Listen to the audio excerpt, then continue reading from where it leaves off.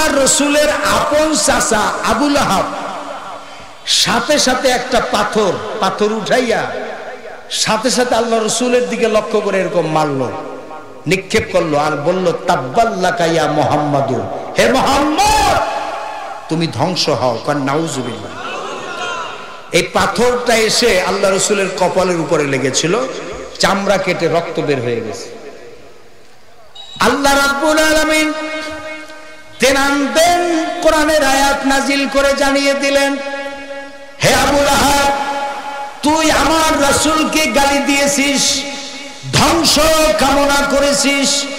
ও আবু লাহাব, আমি আল্লাহ তোর ধ্বংস কামনা করি। তুই এক হাত দিয়ে আমার রাসূলের গায়ে আঘাত করেছিস, তোর দুই হাত ধ্বংস হয়ে যাক। তাব্বাত ইয়াদা আবি লাহাব ওয়া তাব। আল্লাহ তাআলা বলেন, হে আবু লাহাব তোর দুইটা হাতই ধ্বংস হয়ে যাক। ইয়াদুন এক হাত, এর বহু দ্বিবচন, তাসনিয়া দ্বিবচন হলো ইয়াদা। ইয়াদা মানে দুই হাত, ইয়াদা মানে কি দুই হাত। হে আবু লাহাব তোর দুইটা হাতই ধ্বংস হয়ে যায়। আল্লাহ তাআলা পাল্টা জবাব দিয়ে দিলেন, জোরে বলেন সুবহানাল্লাহ। আমার ভাইয়েরা, আবু জাহল বলল, মুহাম্মদ তুমি এই কথা শোনানোর জন্য ডাকছো? আমি মক্কার প্রেসিডেন্ট, তুমি বলছো আল্লাহ ছাড়া কোনো ইলাহা নাই, কোনো আইনদাতা নাই, বিধানদাতা নাই, শাসনকর্তা নাই, কোনো ক্ষমতার মালিক নাই, তাহলে আমরা করবোটা কি আঙ্গুল চষবো? আমি যে মক্কার প্রেসিডেন্ট, আমরা নিজেরা আইন তৈরি করি, সেই আইনগুলি মানুষের সামনে পেশ করি, এই মক্কার লোকেরা আমাদের আইন দিয়া চলে, আর তুমি বলছো আল্লাহর আইন ছাড়া কারো আইন চলবে না। আবু জাহাল আল্লাহ রাসূল সাল্লাল্লাহু আলাইহি সাল্লামের বিরোধিতা করছে না করে নাই? জোরে বল, করছে না করে নাই? সে আল্লাহ রাসূল সাল্লাল্লাহু আলাইহি সাল্লামকে গালি দিল, অকথ্য ভাষায় গালিগালাজ করলো, এবং সেও পাথর নিক্ষেপ করেছিল। কিন্তু প্রথমে নিক্ষেপ করেছিল আবু লাহাব, পরবর্তীতে এই আবু জাহাল এবং তার দোসরেরা। আল্লাহ রাসূল সাল্লাল্লাহু আলাইহি সাল্লাম যখন কাবা ঘরের সামনে সিজদায় গিয়েছিলেন নামাজে, তখন আবু জাহেল শিখাই দিয়েছে যে মুহাম্মদের মাথার উপরে নিয়ে মরা উটের নারী ভুঁড়ি তার মাথার উপরে, পিঠের উপরে চাপাই দিয়ে আস। আরো জোরে কর নাউজুবিল্লাহ। এই দৃশ্য দেখেছিল হযরতে হামজা রাদিয়াল্লাহু তাআলা আনহুর একজন দাসী। এই দৃশ্য দেখেছিল, দেখার পরে আল্লাহর রাসূলের আপন চাচা সাইয়্যিদুশ শুহাদা হযরতে হামজা রাদিয়াল্লাহু তাআলা আনহু, তিনি ছিলেন শিকারে গিয়েছিলেন, দূরে গিয়েছিলেন।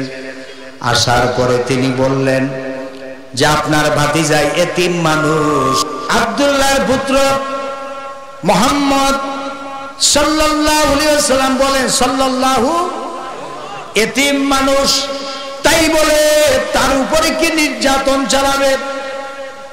এটা কি আপনারা সহ্য করবেন?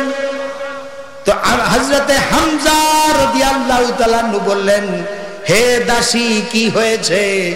বলে আপনার ভাতিজা মুহাম্মদ সাল্লাল্লাহু আলাইহি সাল্লামের পাথর মেরে তার কপালের চামড়া কেটে ফেলেছে, এবং তার এই যে মরা উটের নারী বুড়ি তার মাথার উপরে চাপিয়ে দিয়েছিল। তখন হযরতে হামজা রাদিয়াল্লাহু তাআলা আনহু তেনামদেন চলে গেলেন আবু জাহেলের বাড়িতে গিয়া বললেন, আবু জাহেল তুই নাকি আমার ভাতিজা মুহাম্মদ সাল্লাল্লাহু আলাইহি সাল্লামের শরীরে আঘাত করেছিস, গালাগালি করেছিস, এত বড় সাহস তুই কোথায় পেয়েছিস? তুই মনে করেছিস মুহাম্মদের পিতা আব্দুল্লাহ মারা গেছে, কিন্তু মুহাম্মদের আপন চাচা হামজা তো মরে যায় নাই। এই কথা বলে ধনুক দিয়া তিনি আবু জাহেলের মাথার উপর আঘাত করলেন। আবু জাহেলের মাথার চামড়া কেটে রক্ত বের হয়েছিল। আমার ভাইরা, আল্লাহ রাসূল সাল্লাল্লাহু আলাইহি সাল্লামের কাছে এসে হযরতে হামজা রাদিয়াল্লাহু তাআলা আনহু সান্ত্বনা দিচ্ছিলেন যে মুহাম্মদ, তোমাকে যে মেরেছে আবু জাহেল, গালাগালি করেছে, আমি তো তার প্রতিশোধ নিয়ে এসেছি। ও মুহাম্মদ, এতে কি তুমি খুশি হচ্ছ? খুশি হও নাকি? আল্লাহ নবী বললেন, চাচা, আমি এতে মোটেই খুশি নই। আপনি যদি আপনার জবান থেকে কালেমাটা যদি আপনি শোনান, আপনি যদি মুসলমান হন, তাহলে আমি বেশি খুশি হব। কান সুবহানাল্লাহ। আল্লাহ নবী বললেন, চাচা, আপনি যদি সাক্ষী দেন আল্লাহ এক, তিনি ছাড়া কোনো ইলাহা নাই, কোনো আইনদাতা নাই, বিধানদাতা নাই, শাসনকর্তা নাই, মুহাম্মদ সাল্লাল্লাহু আলাইহি ওয়াসাল্লাম আল্লাহর রাসূল, এই সাক্ষ্য যদি আপনি দেন তাহলে আমি অনেক বেশি খুশি হয়ে যাব। হযরতে হামজা রাদিয়াল্লাহু তাআলা বললেন, মুহাম্মদ, তুমি যদি সাধারণ মানুষ হতে, তুমি আল্লাহর পয়গম্বর নবী না হয়ে তুমি যদি সাধারণ মানুষ হতে, তাহলে অবশ্যই তুমি খুশি হতে, প্রতিশোধে তুমি বিশ্বাসী হতে। যেহেতু তুমি প্রতিশোধে বিশ্বাসী নও, সুতরাং আমি বুঝতে পেরেছি মুহাম্মদ সাল্লাল্লাহু আলাইহি সাল্লাম তুমি যে আল্লাহর নবী, তাতে কোনো সন্দেহ নাই। হযরতে হামজা রাদিয়াল্লাহু তাআলা বললেন, আমি এখনই পড়ে নিচ্ছি কালেমা, আশহাদু আল্লা ইলাহা ইল্লাল্লাহু ওয়াহদাহু লা শারীকা লাহু ওয়া আশহাদু আন্না মুহাম্মাদান আবদুহু ওয়া রাসূলুহু। বলেন আল্লাহু আকবার। হযরতে হামজা রাদিয়াল্লাহু তাআলা ইসলাম কবুল করলেন। ইসলামের সবচেয়ে বড় শহীদ, সাইয়্যিদুশ শুহাদা যাকে বলা হয়, হযরতে হামজা রাদিয়াল্লাহু তাআলা। জোরে বলেন সুবহানাল্লাহ।